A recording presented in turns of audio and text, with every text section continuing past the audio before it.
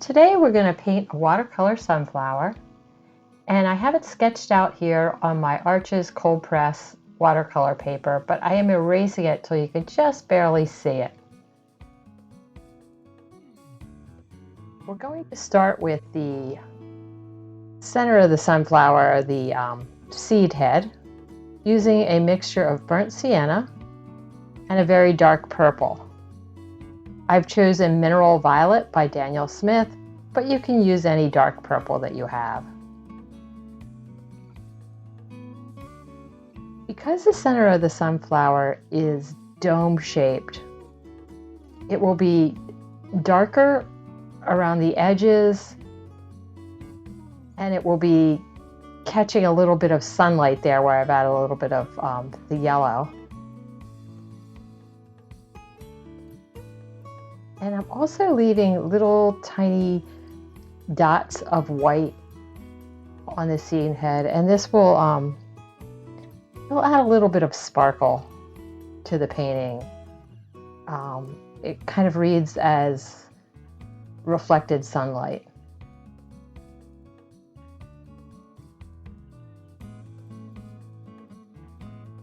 So the center of the sunflower is darker around the edges and lighter towards the middle. And I'm using kind of a stippling effect with the paint to create that the texture that's in the center of the sunflower.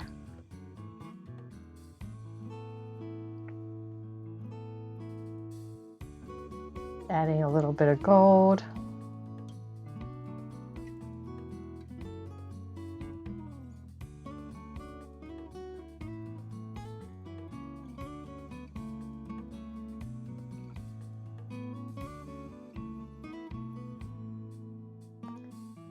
The petals of the sunflower are a mixture of a light yellow, a gold color, and a raw sienna.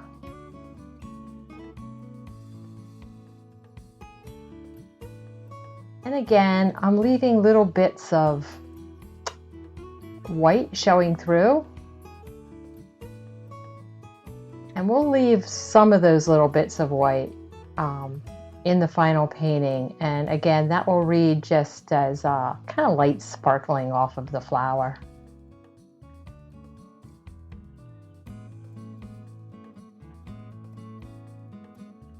The petals of the sunflower are sort of curved, so to create that curved look, we're adding the a mixture of Venetian Red and sometimes a little bit of the new Gamboge, which is the gold color.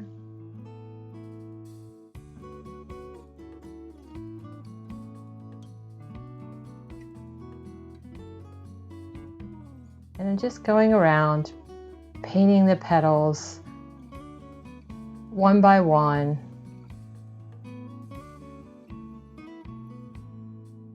And I'll add the red to the bottom of the petal where it connects with the seed head while the paint is still wet, so that it sort of flows naturally into the petal, like that.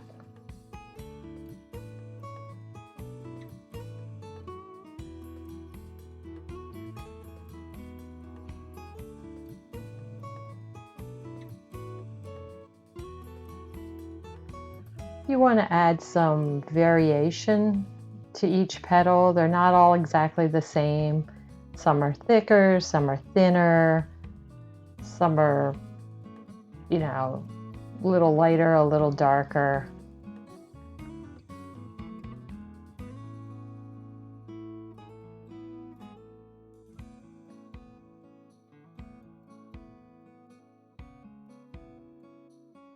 Now I'm using that new Gamboge, which is the gold color, to add to the petals just a little bit of shadow on the bottom edges of some of the petals, which would be in shadow because the light would be coming from up above.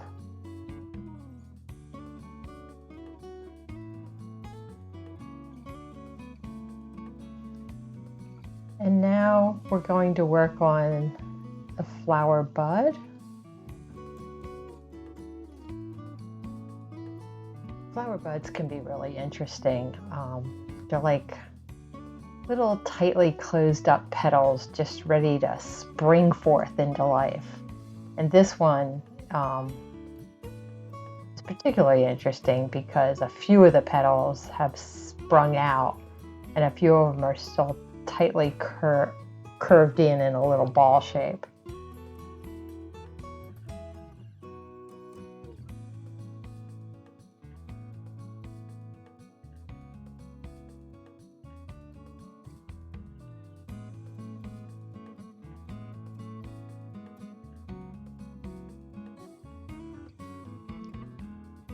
And just like with the sunflower, you need to think about where the light's coming from and that it's hitting the top of the flower bud and less so at the bottom of the flower bud. The stem is a mixture of the green and a little bit of raw sienna, and right there that was the mineral violet to add a shadow.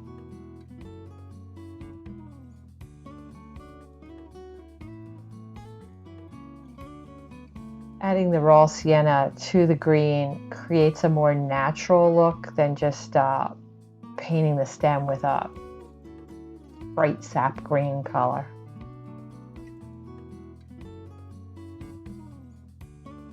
Using a darker green to put a little shadow under the leaf, and also I'll add shadow along one side of the stem, which will give it a three-dimensional look.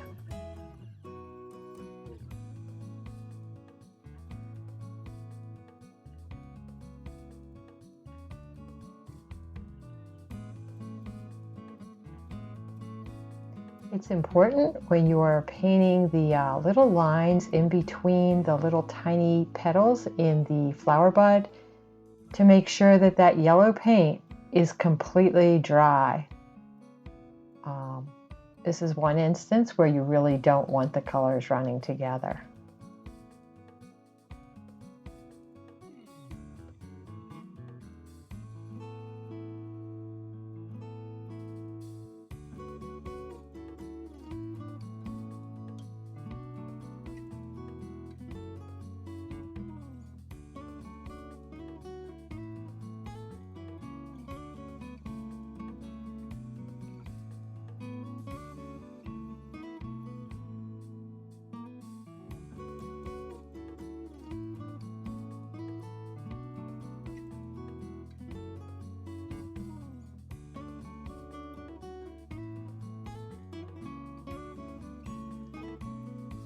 When I'm painting those little tiny leaves that surround the flower bud, I'm using different shades of green.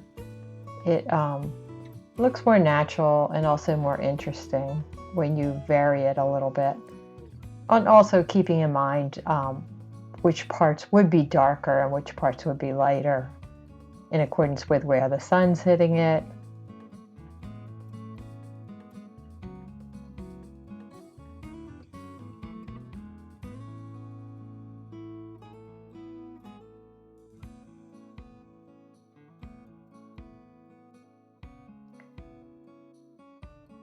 Sunflowers have these leaves behind the big sunflower, and you can often see a few of them sticking out from the edges of the sunflower. It's just one of those defining characteristics of a sunflower.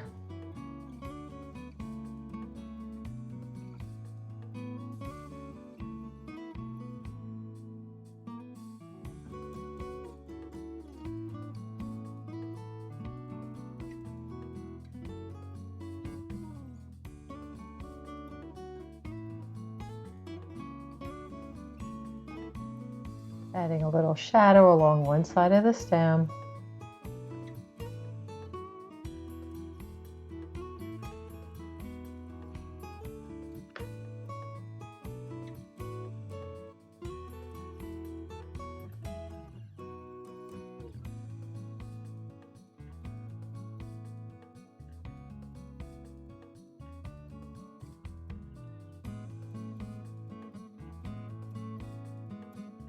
Adding some more shadow again to the undersides of some of the petals.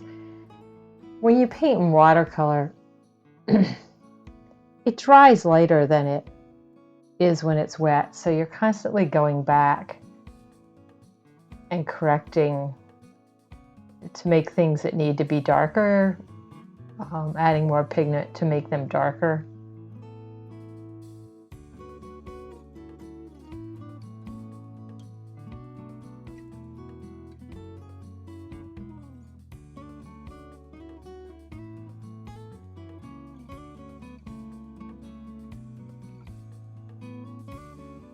Here I'm just adding in some of those little lines that you see on petals of sunflowers.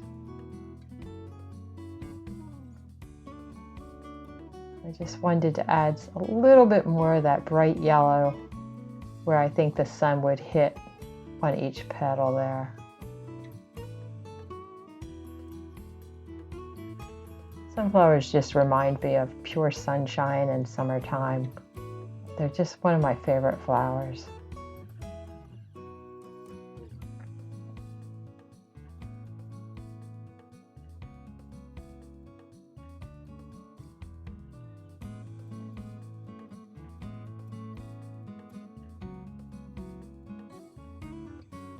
Sunflower leaf, the big ones, are kind of heart-shaped, and they curve around. This particular one curves over to the sides and then curves downward. And so you create that both with the color that you're using. It's darker as it curves downward, you know, but you also create the shape of the leaf with the veins of the leaf, but you don't want to overdo it. I often use a broken line and sometimes a very thin line, usually a very thin line to represent the leaves. To represent the veins. The other leaf on this side is kind of interesting because it's folded, you know, you see the underside of half of it and the top of the other half. So when you see a leaf like that, you have to paint them in two very different colors so that it reads right. The bottom of the leaf might be considerably lighter and less saturated.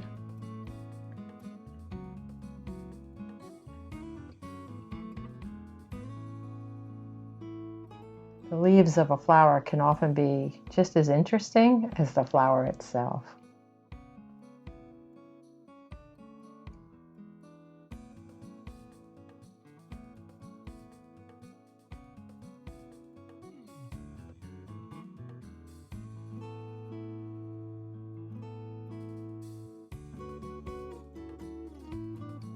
You can see there how those veins in the big sunflower leaf help to make the sunflower leaf read as curved.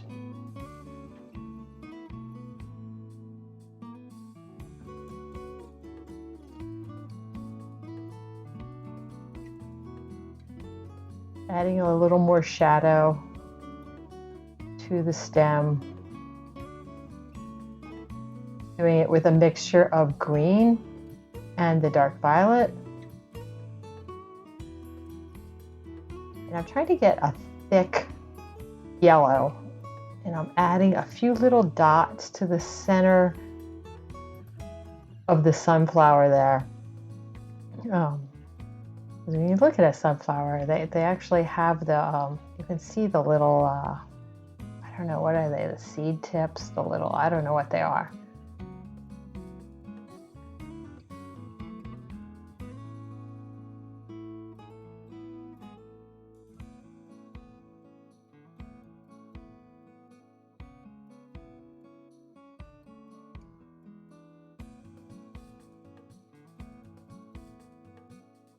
Going back in and adding more shadow where I think it ought to be.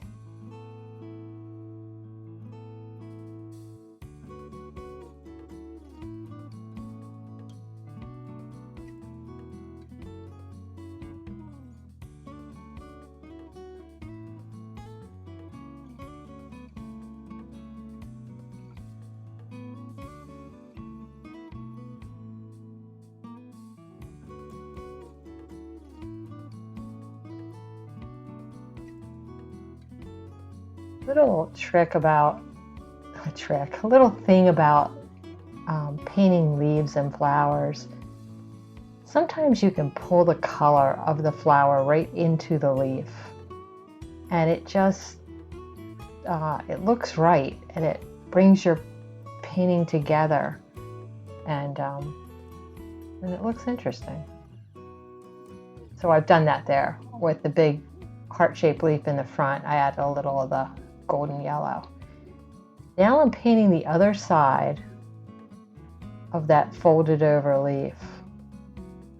And I've done it in a pretty dark contrasting color so that when you look at it, you'll sort of know that it's a folded over leaf. Again, I'm adding a few veins, just lightly, just a suggestion.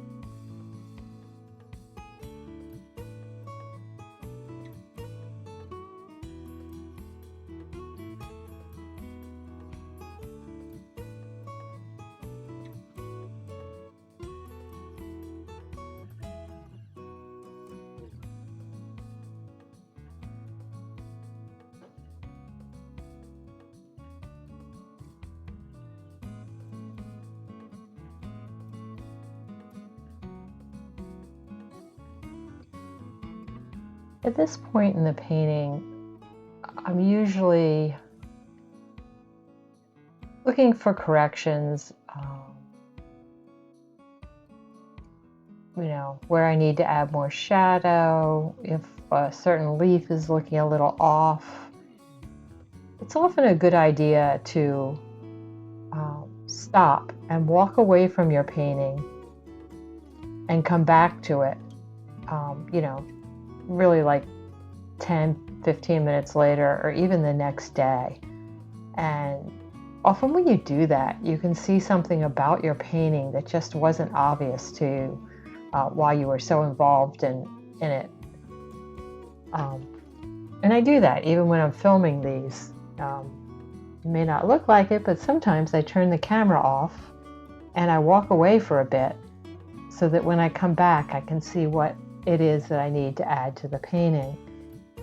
It's a good technique.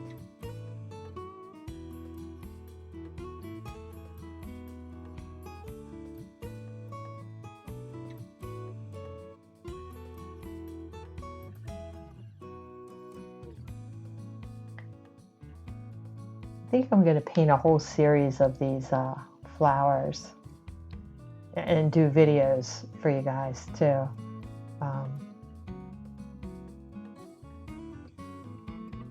Thinking of concentrating first on like wildflowers. I don't know, wildflowers are probably my favorite, things that grow in meadows and you know, up in the mountains, you know, just in big fields.